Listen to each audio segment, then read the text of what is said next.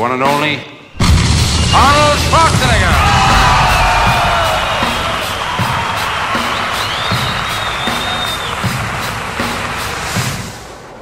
The whole thing could blow up.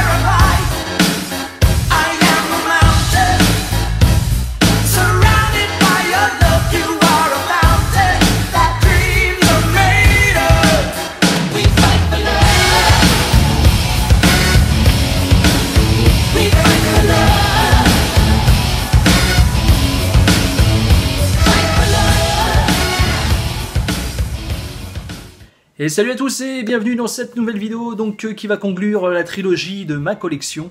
Donc là on va terminer en beauté avec la collection de Schwarzenegger. On va évidemment revenir sur sa carrière cinématographique et mettre un petit peu de côté tout ce qui est culturisme et politique. Donc évidemment il y aura des films, de la musique, des livres et plus si affinité. Donc on commence tout de suite avec la filmographie.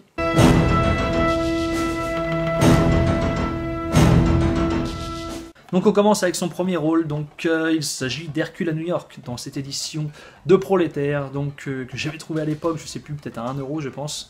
Il s'agit donc d'une comédie sans prétention, et heureusement, parce que franchement, c'est plutôt à chier. Tourné avant mais sorti après, donc le documentaire Pumping Iron. Donc documentaire plutôt intéressant, même très intéressant. Je le regardais déjà étant gamin, donc déjà à l'époque j'avais pas vraiment la même passion que tout le monde. En 78 il a tourné dans Staring Hungry avec Jeff Bridges, donc celui-ci je pense que c'est un petit peu mort pour le choper. Donc autant passer à 79 avec Cactus Jack, petite comédie sans prétention avec Kirk Douglas, donc je l'ai pas vu, je l'ai reçu récemment, donc j'ai pas encore eu le temps de le voir. Pareil que ça vole pas bien haut, donc on verra.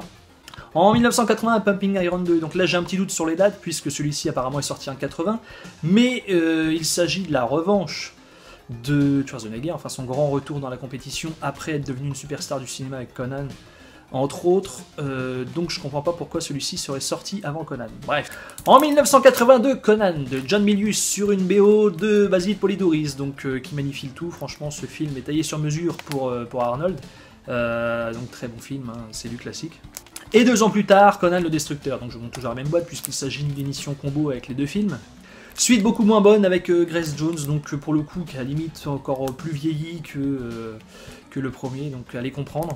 En 1984, on fait connaissance avec ce qui deviendra sans doute son plus grand rôle, le Terminator, donc premier du nom de James Cameron avec Linda Hamilton et Michael Biehn.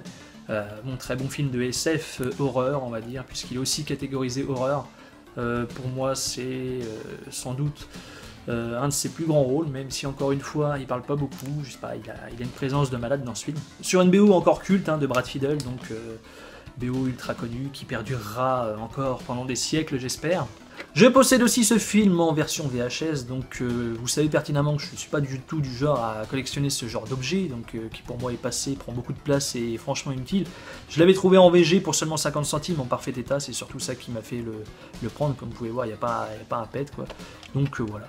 En 85, retour à l'Heroic Fantasy avec Calidor, donc film avec Brigitte Nielsen, musique de Ennio Morricone quand même, rien que ça. Voilà, j'ai l'impression que c'est plus un ersatz de Conan évidemment qu'autre chose.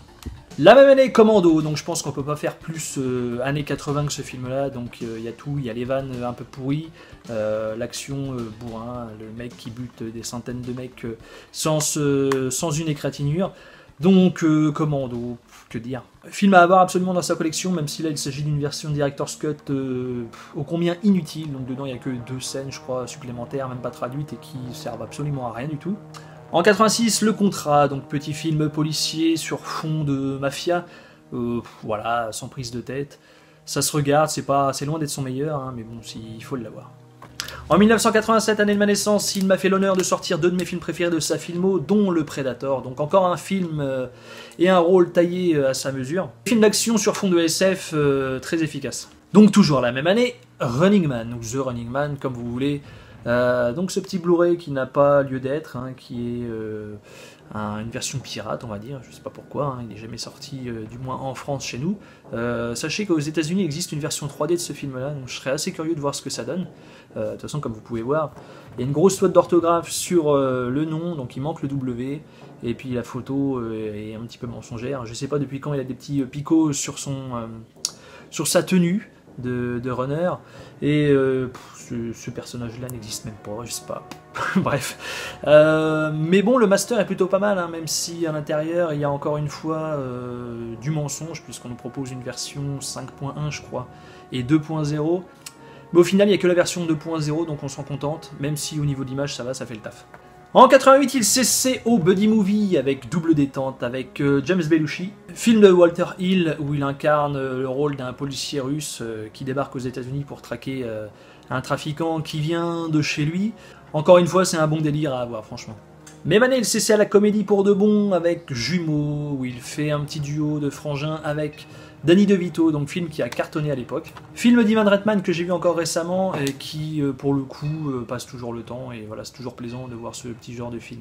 En 1990, un de mes films préférés de sa filmographie, donc Total Recall. Là, il s'agit de la Recall Edition, remasterisée par Paul Verhoeven en personne.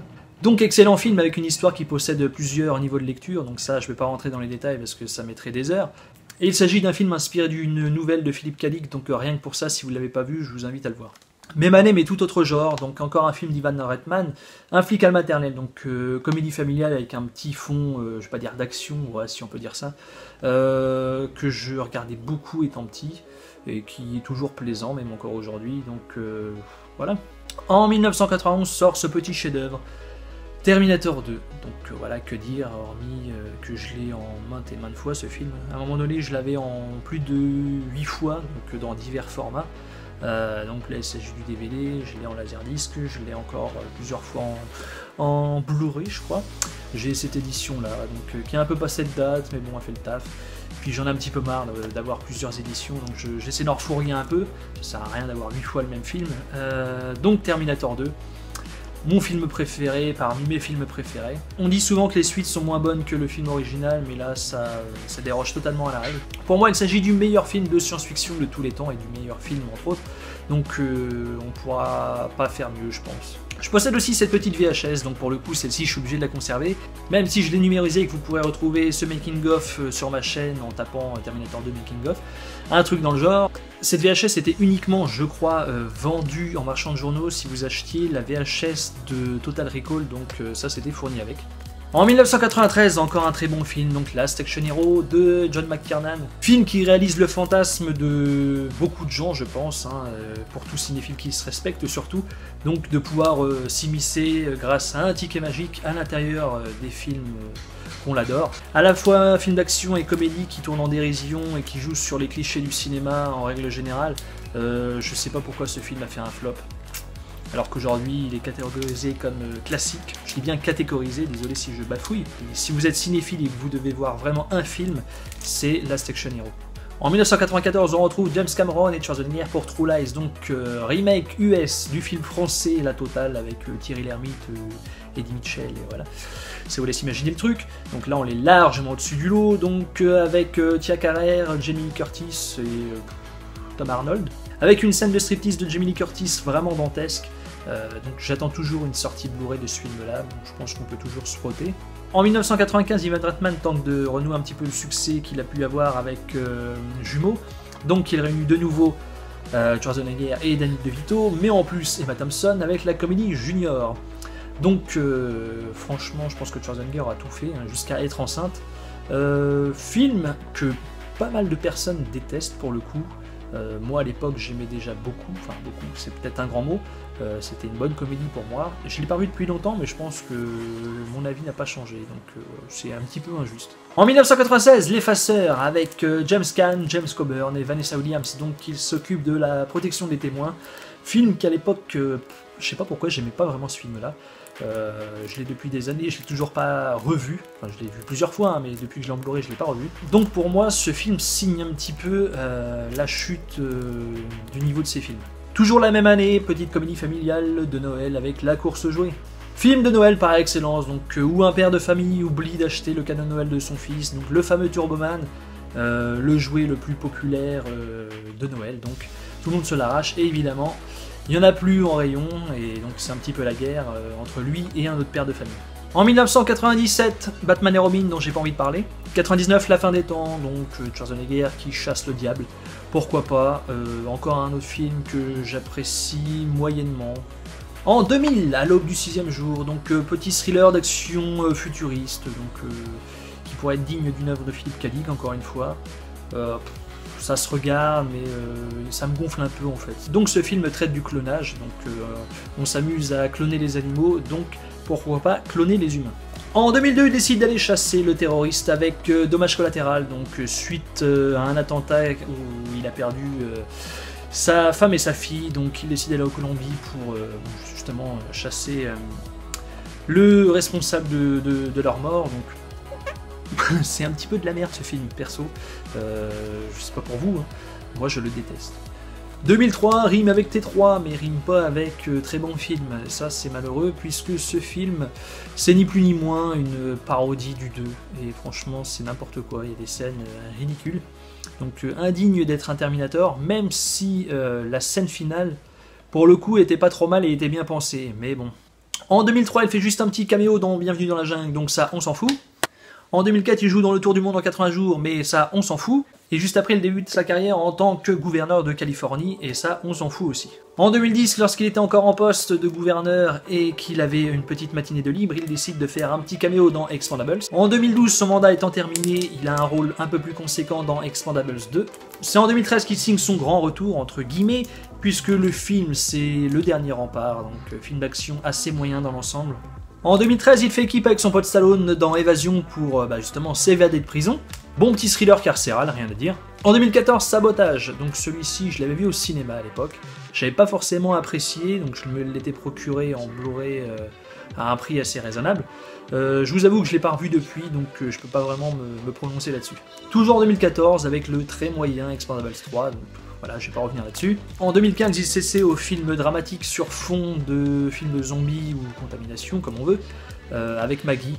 Donc film assez moyen, certes, mais faut avouer que son jeu d'acteur, faut le regarder en VO évidemment, son jeu d'acteur est vraiment surprenant dans ce film-là, donc rien que pour ça, je vous le conseille. Toujours en 2015, avec le très controversé Terminator Genesis. Certes, il est bourré de défauts, c'est surtout dû à son casting, je pense, parce que l'histoire en elle-même n'est pas si pourrie que ça, si on le prend à part dans la saga. Donc voilà, rien à dire de plus, hein, je vais pas encore remuer la merde pour qu'on démonte ce film. En 2017, nouveau film dramatique, donc Aftermath.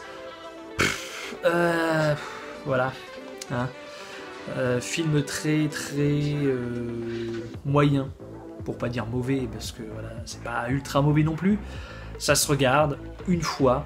Je ferai plus l'erreur de l'acheter Day One, hein, parce que je l'ai acheté Day One à 20 balles, donc ça m'a un petit peu fait mal au cul quand je l'ai vu. Je me suis dit, ouais, ça vaut 5 balles, pas plus, et encore je suis gentil. Donc là vient juste de sortir le film Gunther en Blu-ray et DVD, mais surtout en DVD, parce que le Blu-ray est visiblement indispo en magasin, donc un petit peu bizarre, ou pas, étant donné que le film apparemment est un petit peu bidon. En 2018 va sortir Journey to China avec Jackie Chan, donc ça je sais pas du tout à quoi m'attendre, mais c'est surtout le nouveau Terminator que j'attends. Et ça, pour l'instant, il n'y a pas de date de prévu. Donc voilà, c'est tout pour la filmo. On va tout de suite passer aux livres et autres.